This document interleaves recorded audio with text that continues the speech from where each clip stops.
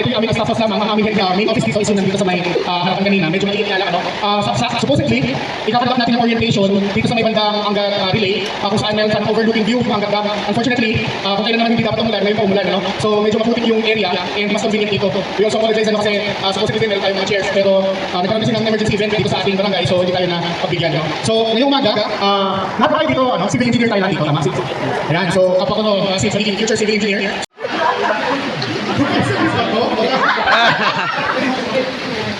Sige, pinahamak ka nila sa totoo sinusunod. Magigitubag mo, babe.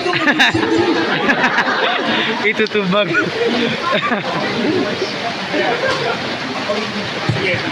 Sir, tanong lang muna, ano sa tingin mo, pumapasok sa isip mo kapag naririnig mo yung dam at saka reservoir?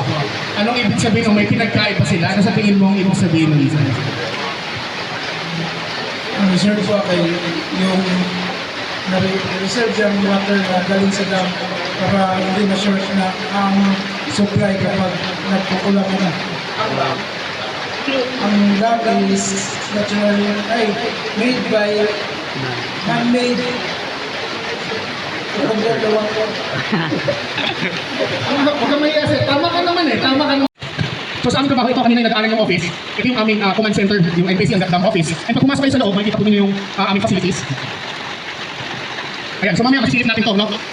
Yung aming existing technology is a combination of analog as well as digital technology. When in fairness, yung isa sa mga makikita nyo mamaya is supercomputer. In-install siya way back 1980s. Sino na ba yun? Wala pa, di ba? Wala pa. Ako din sabi namin 1980s pa. And ito po yung ating monitoring ng, ng rain gauge station. Itong hour dito, itong daily, ang basis is yung 8 AM hanggang 8 AM. 8 AM kahapon hanggang kanina, hanggang ngayon, accumulated yung 30%. So itong mga nakikita ng facilities interconnected to halos at ito yung mga tinatawag natin mga supercomputers. So, unfortunately, kailangan, although ilang taon na ba siya sa kuya, matagal na, no? 1986. So 1986 means ito po yung mga tumutunog sa baba sa downstream, gawa po yung warning station na yun. Kung ano po yung maririnig natin, yun po yung lalabas doon sa mga warning station na yun. So ito po, English, Tagalog. Tapos ito po yung mga area kung saan naka-store yung mga warning station. So ito may mga nasa Mount Dry, Angat, Sandapa, Bustos, Baliwag, Pulilang, Claribel. So yun po. So mga kalimitan sa may munisipyo, tapos yung mga eskwela po naka-store yan. So ngayon, mag-play lang po tayo. Ito po yung ano. Ang tanong ginagamit kasi hindi pa uso yung ano panahon na yun. Hindi, sir. So ngayon, mag-play ko tayo kung ano po yung sinasabi niya na ano. Pero hindi natin ipapasok dyan. Okay? ano, kaya may yung nagpunta ito. Kung pwede naman, tapos kaya lang po itutuloy natin. Sige po, play ko natin. Warning number 1 from Angat Dam Office. Tingnan mo The release of water shall commence to the Angat Dam spillway. This is to maintain the safe level due to the expected inflow of rainwaters to the reservoir. The water level in the Angat River is going to rise soon. The public is advised not to go near the river due to the risk of flood. Baha nga ni. Ito ay babala bilang isa mula sa tanggapan ng Angat Dam. Ang pagpapalabas ng tubig sa spillway ng Angat Dam ay sisimulan na. Ito ay para mapanatili sa ligtas na sukat ang tubig sa dam dahil sa inaasahang pagdaloy ng tubig ulan dito.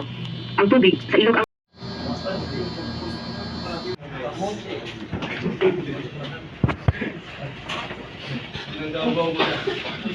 Good morning, Mark Aguilar from FFW.